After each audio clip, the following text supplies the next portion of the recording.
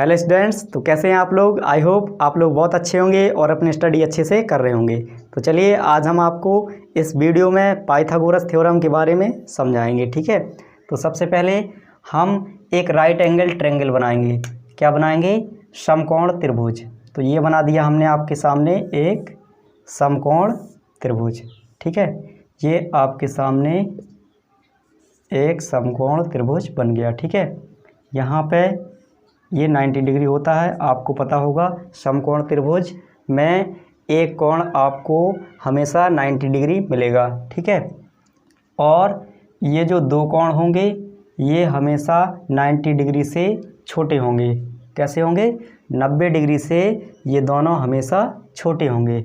ठीक है, और पाइथागोरस जी ने हमसे कहा था, बताया था हमें कि 90 डिग्री के जस्ट सामने वाली भुजा, कौन सी भुजा? ये वाली भुजा। ठीक है, ये वाली साइड, इस साइड को हम क्या कहते हैं? कांड। ठीक है, इंग्लिश में बोले तो हाइपोटेनियस, जो कि इन दोनों भुजाओं से हमेशा बड़ी होती है। ये किसने कहा था? पाइथागोरस जी ने कहा था, ये हम नहीं कह रहे हैं। ठीक है, पाइथागोरस जी का कहना था कि कर्ण की भुजा हमेशा लंब और आधार से बड़ी होगी। ये वाली भुजा आपकी कौन सी है? ये जो सीधी आपको दिख रही है, ये है आपकी लंब। इसको इंग्लिश में परपेंडिकुलर कहते हैं हम। ठीक है, और नीचे वाली भुजा जिस पे पूरा ट्रायंगल रुका हुआ है, रखा हुआ है, इसको हम आधार कहते हैं। जैसे हर एक चीज़ जो भी बनी होती है उसके नीचे एक कोई ना कोई आधार ज़रूर होता है। ठीक है, और इंग्लिश में इसको बेस कहते हैं। क्या कहते हैं? बेस। तो आई होप आप लोगों को समकोण त्रिभुज के बारे में समझ में आ गया होगा। तो अब हम पाइथागोरस थ्योरम लिखते हैं यहाँ पे और आपको बताते हैं कि पाइथागोरस जी ने क्या कहा था। तो उनका कहना था कि यदि कर्ण का स्क्वायर करें हम, ठीक है, कर्ण का स्क्वायर यानी इस वाली भुजा का स्क्वायर करेंगे तो लंब का स्क्वायर प्लस आधार के स्क्वायर के बराबर हो जाएगा। ठीक है, ये हम नहीं कह रहे हैं, ये किसने कहा था? ये पाइथागोरस जी ने कहा था कि कर्ण का स्क्वायर करोगे तो किसके बराबर होगा? लंब के स्क्वायर प्लस आधार के स्क्वायर के बराबर होगा। ठीक है, लंब का स्क्वायर प्लस आधार का स्क्वायर। ठीक है, यदि आप कोई भी वैल्यू हो, जब भी सवाल लगाएंगे तो कर्ण के यहाँ पर जो भी वैल्यू दी जाएगी आपको, वो हमेशा यहाँ की वैल्यू प्लस यहाँ की वैल्यू दोनों के वर्गों के योगफल के बराबर होगा, यानी जोड़ के बराबर होगा। ठीक है, यहाँ पे जोड़ लगा हुआ है। कर्ण को इंग्लिश में लिखना हो तो ऐसे लिखेंगे, हाइपोटेनियस स्क्वायर बराबर perpendicular square plus base square. ठीक है, बुक में कई बार आपको ऐसे भी देखने को मिलेगा AC का स्क्वायर। ठीक है, क्योंकि AC भुजा है इसलिए इसको ऐसे भी लिख सकते हैं हम, AC का स्क्वायर बराबर AB का स्क्वायर। AB क्या है? लंब है, इसलिए AB का स्क्वायर प्लस BC क्या है? आधार है, BC का स्क्वायर।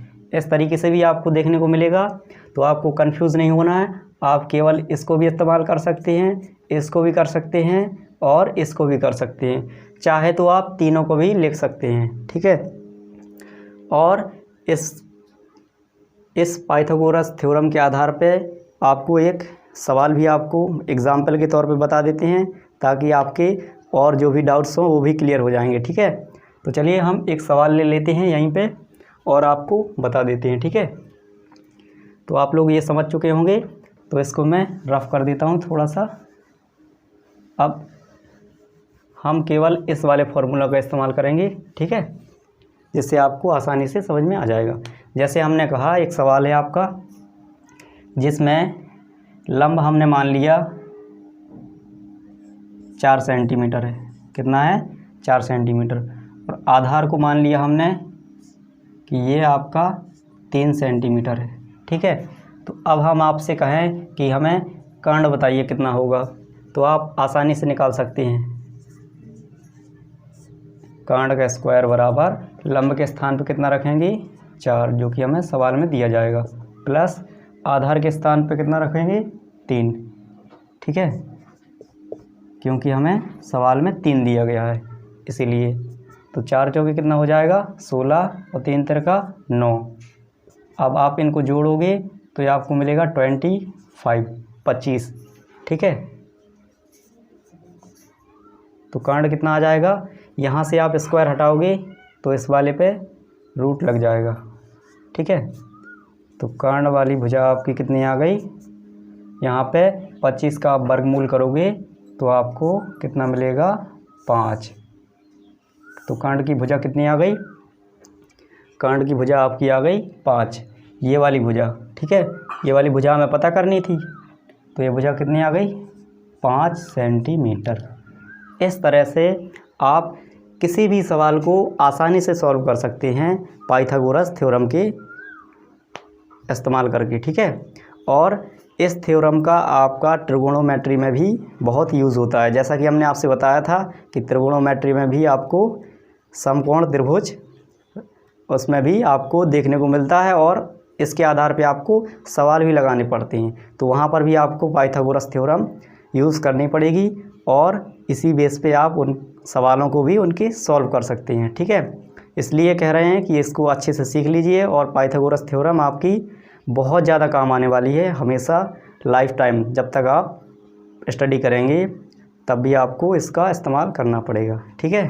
तो आई होप आपको हमारी ये क्लास अच्छी लगी होगी और आपको पाइथागोरस थ्योरम अच्छे से समझ में आ गई होगी और आपको कभी भी इस थ्योरम में और किसी प्रकार का डाउट नहीं होगा। धन्यवाद।